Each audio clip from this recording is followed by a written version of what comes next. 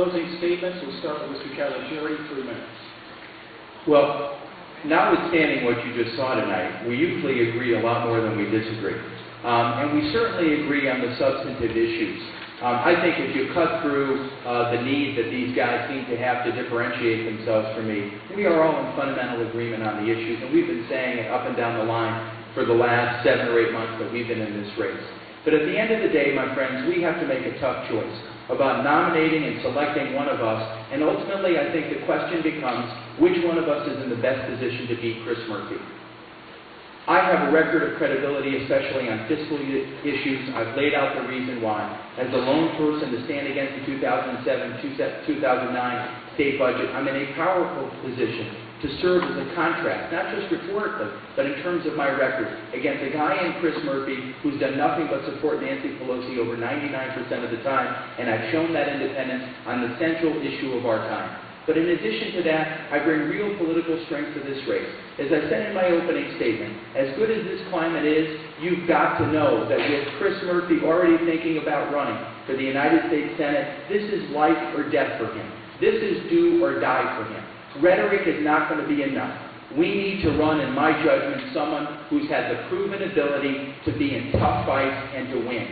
When I won my state Senate seat in 2006 as a conservative Republican in a heavily Democratic state Senate district, a race that I won by over 10 points, I had Nancy Johnson getting crushed ahead of me on the line. I couldn't have done that without being able to appeal very powerfully in a climate that didn't favor Republicans to conservative Democrats and unaffiliated voters. I can take the fight to Chris Murphy right in the heart of his political base. And you can't take these things for granted, because at the end of the day, we need to run somebody who's in the best position to beat Chris Murphy, and rhetoric is not going to do it alone. The fact that I can win Waterbury, we have never, ever as a district, been able to win this race without having a candidate who can neutralize the Democratic advantage in one of the 2 big cities of either New Britain, which Nancy Johnson did historically, or Waterbury, which John Rowland and Gary Franks used to do. We cannot get killed in the big cities of Waterbury, Meriden, and New Britain and win this race.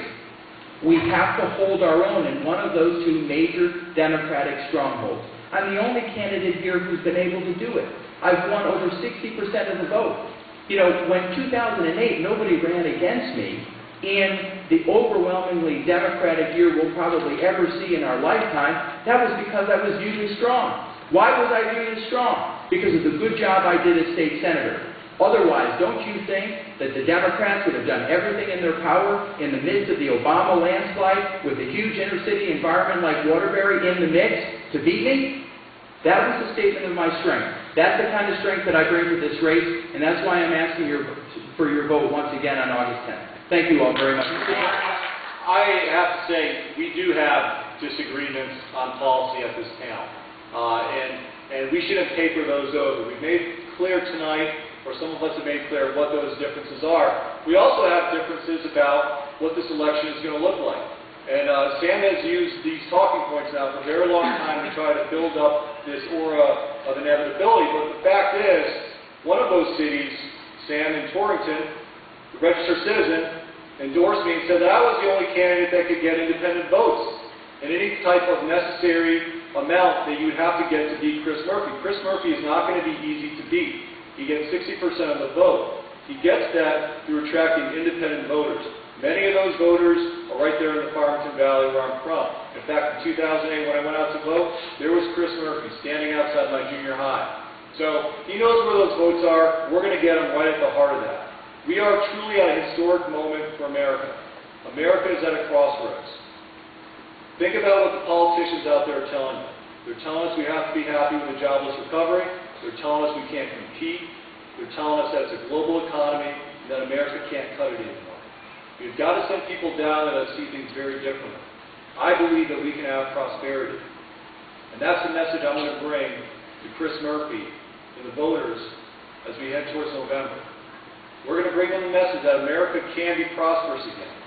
We do the things that we talked about, bringing down taxes and spending, bringing down the cost of health care, bringing down the cost of energy, getting rid of cap and trade in this health care bill, and putting forward positive alternatives that we know will work. This country is going to take off like a rocket. It's ready to go, but we're going to have to beat Chris Murphy first.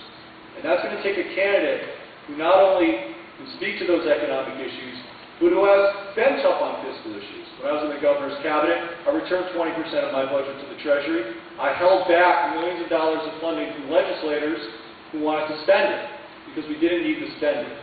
We have to send down true fiscal conservatives, people that understand the economics. We don't have to hear from four so-called experts from the Department of Environmental Protection that are going to tell them what they want to hear on cap and trade. We need people that understand it's a bad bill for the consumers, and that's going to fight it. And we also need, and I want to be brief about this, but we have to have someone down there that understands national security issues. I am alone on this panel, the candidate with any national security experience whatsoever. I'm an intelligence officer in the Navy. I did a tour in Afghanistan. I know what the threat is. And you need someone down there who's going to be able to ask the tough questions of the generals and of the Department of Defense officials before they get talked into making mistakes. I want to be your candidate. Please come out and support me on the 10th. Thank you. Mr. What we don't need is we don't need career politicians who are held in esteem by 11% of the populace. What we don't need are wannabe career politicians. Sometimes it's dizzying to me to see what some of these candidates to my left are believing or thinking. Do we want a 1% across the board reduction in spending, or do we want a 10 to 15% reduction in spending? Are we running as an insider? Are we running as an outsider? What is it? Is it going to be split screen left, split screen right? What I say, I put in a book. I put in a book, it's very careful, it's very concise, and I don't go around changing it, deleting it, or modifying it. It hasn't changed in 2 months. It's not copyrighted, but it's the same, because my positions are consistent. They're based upon being a fiscal conservative, a social conservative. I do not change my positions day in, day out. They're very consistent. I believe in the Constitution.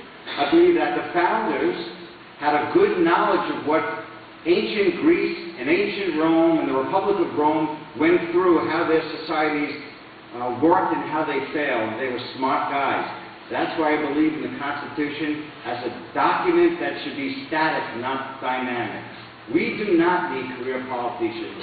We need people who understand business, who have made decisions 35 years, day in, day out. People who have signed their names on the front of paychecks, day in, day out. People who have paid for their health insurance premium for the best employers and the worst employers, day in, day out. This is what I represent. I represent the none of the above line. I represent the endorsed candidate by the Independence Caucus, an independent vetting organization. I represent the candidate who was endorsed by Change the Congress in 2010. So when you're voting for me, you're voting for yourselves to go down to Washington. Citizen government, a person who's going to care about you, a person who wants to stay in Washington for a limited amount of time, because what I want to do is I want to come back to a better America where my children who are sitting there will have a good future and become part of the American dream, which I was part of. Thank you very much.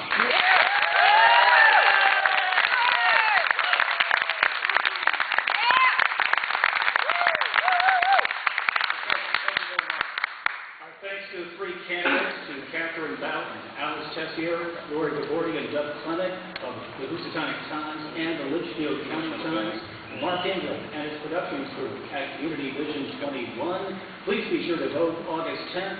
I'm Scott Benjamin. Thanks for joining us.